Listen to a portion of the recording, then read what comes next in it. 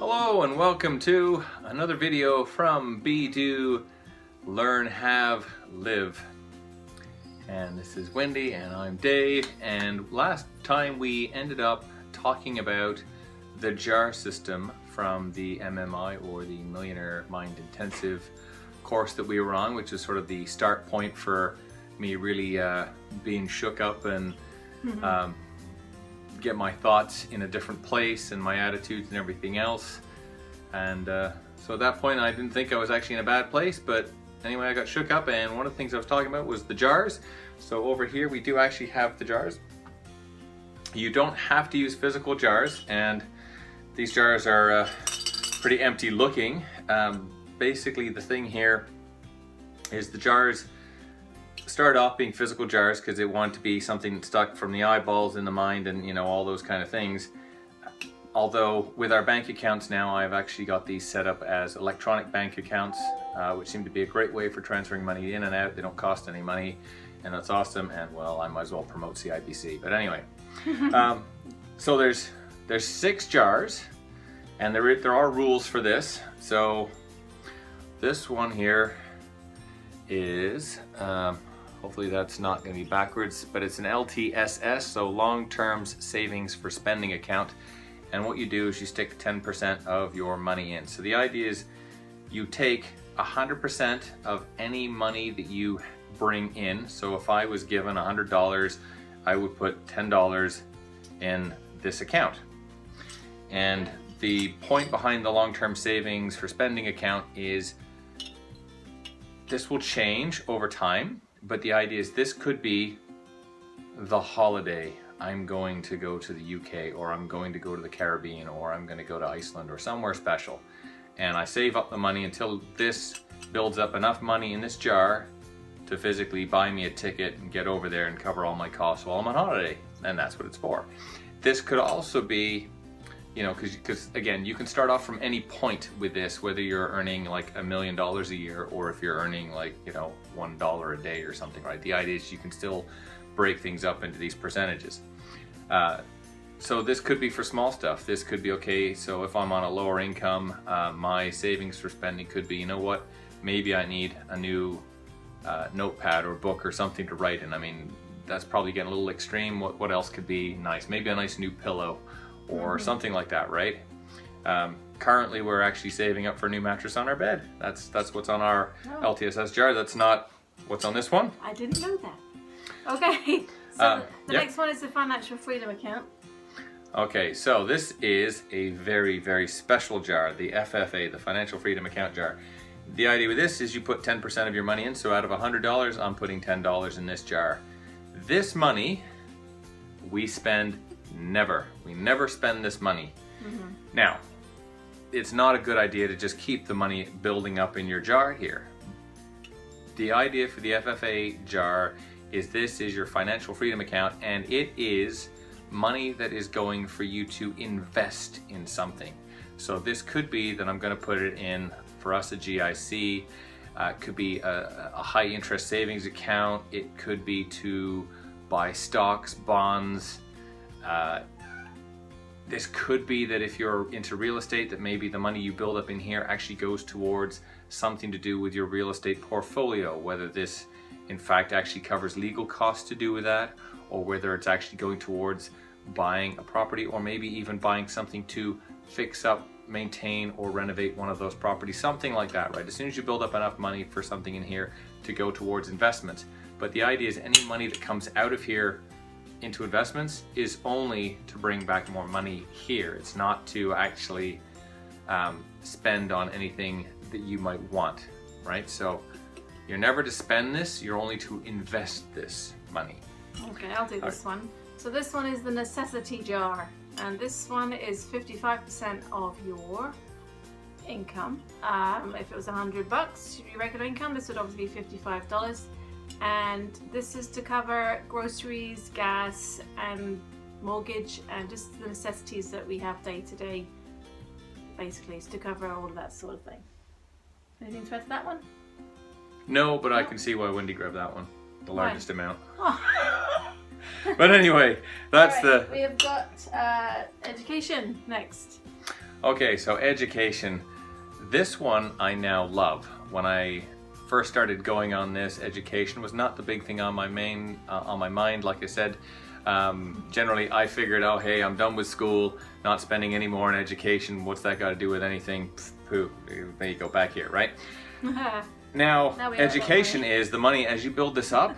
This is what buys you the books to keep reading, to keep building on yourself. It buys you those online courses. It buys you the flights to go to seminars. It buys you the seminars themselves. It buys you retreat holidays. It buys you whatever you're going to do to work on yourself. This is a very important account and one you really want to keep your eye on. And the idea is, as it builds up, you want to spend this one. Aha, it's very good. What percentage on that one? This is 10%. So again, you're not trying to put yourself in a financial crunch position with this. You're still supposed to live. That's why your necessities is 55%, because that's covering pretty much everything you need to buy to live on, right? So you got to make sure you live.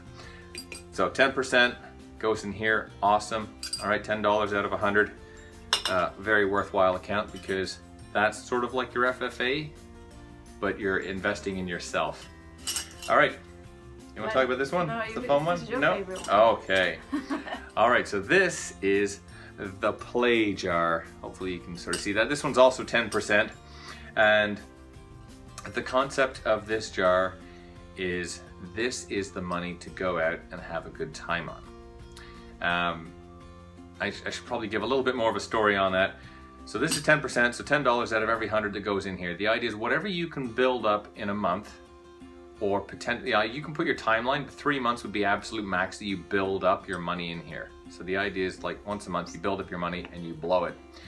And the idea is, it's not to blow your money. This is to treat yourself to something that you wouldn't ordinarily do. So if you're like mega rich, okay, and you're building up like tens of $1,000s a month, okay, you can maybe pay for a holiday that you wouldn't normally have, maybe from this money. If you're a normal person and maybe you're saving a few $100 a month, this would basically say, okay, you know what, I'm gonna go out and I'm gonna buy, I normally buy myself t-shirts. Well, this time I'm gonna go out, I'm gonna buy myself a fancy shirt. Well, the idea is, whatever you can spend this money on, you're supposed to go all out spending your money on it. So if I'm gonna buy myself a shirt, well, I can go in and, okay, I don't normally wear shirts, so hey, I'm gonna go and buy a shirt that's gonna cost me 20 bucks. Not the right money. If you're buying a $20 shirt, that's from your necessities account. This one is, I'm gonna go into you know, a very high-end fashion retail outlet, and I'm gonna buy myself a $200, $400 shirt, whatever it is, and I'm just gonna buy the one. You know, and if I can only afford it, maybe I'll just buy the collar from that shirt, right? Whatever it is. But the idea is you buy the most. So if you were going to have a boating weekend excursion, I could say, go out and rent a canoe for an entire week, or I could take this money and I could buy it myself a 15-minute tour of a $2 million yacht, right? The idea is you go and you buy the $2 million yacht. The idea is that you're putting yourself in an environment, you put yourself in clothes, in a feeling, you get the feeling inside of where you want your life to be, because it's the emotion in here, you'll learn about a little bit more, is one of the most important pieces of actually getting your mind in the right spot and actually getting yourself down that line. So this is blowing, but in a good way. And you must spend it, those are the rules. All right, and the last one is probably my favorite one. This is the give jar. This is 5% of the income. And this is to give to charity, or yeah, basically giving away to something that you believe is a great cause. And giving is a huge part of being an all-round aware type person, and the gift jar is, I think, it's my favorite one actually. Dave and I, in our company, we give a lot to local charities, mostly animal charities that we support, but we do a lot of community events and stuff, and we certainly enjoyed the giving part of all of that stuff. So this is a good one. An example of a give? Okay, a give could be that you're in, say, one of your local supermarkets. We have a Metro for us, and as we're doing our weekly shopping, they already happen to have some pre-packed bags that you just buy, you give them the money, and you then go and deposit that in the food bank tray that they've got waiting. So at the end of the week, they just give all that to the food bank. That's one aspect of giving, is you're already there and you're paying. This could be that, you know what, you pull up at a set of lights and you've got some change in your car, or you're going to pull out, you know, $5 or whatever it is, and you give that to whoever's, you know, got their little cup outside, or, you know, sitting in front of the stores, right? That's an avenue of giving. Or a tray of cat food, or boxes of cat litter for a local cat rescue, things like that. That's right. Or, you know, or even you signing online, or being part of Plan. Any of the regular charities, anytime that you're giving something that's a little bit out of the norm, not out of the norm, any giving, let me just preface it that way. If you're giving in any way, shape, or form, it comes from that jar. Now this one is 5%. So this is the lowest percentage. So out of $100, you're giving $5. And the concept of this is, there's been lots of things over the years. You'll find that there's various groups in various ways. You know, churches will sort of say 10% tithing.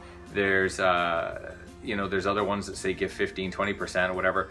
The whole point here is to get your mind in a spot to give money, because if you're giving 5% of $100, it's only $5, right? It doesn't sound too bad. If you're giving 5% of $100,000, that's a whole lot more money to give away, right? That's what, 50,000? I think we're in the realms. There you go. Or, you know, whatever. So it becomes, as your wealth comes in, this amount goes up. Whether it's 5%, 10%, 1%, or whatever, it doesn't matter. This amount's going to go up. And if you're not in the habit, not used to giving, you'll learn to give from here.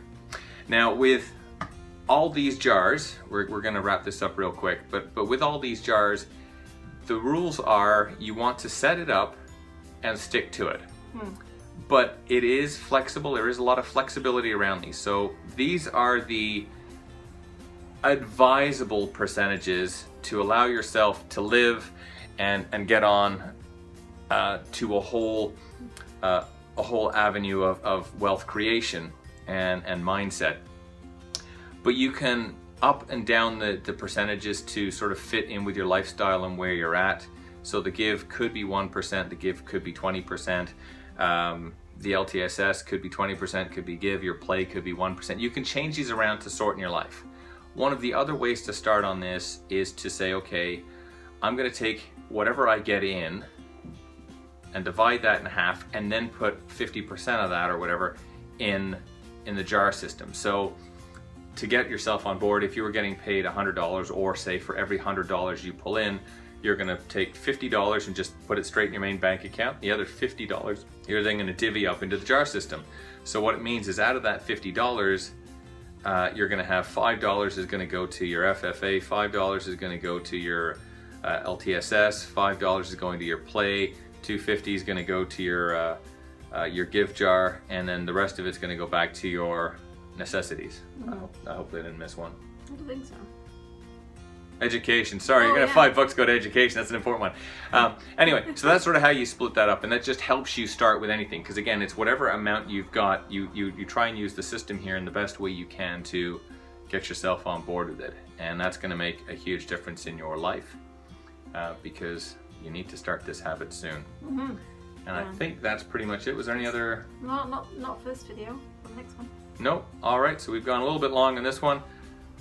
We'll catch you on the next one. Bye. Bye.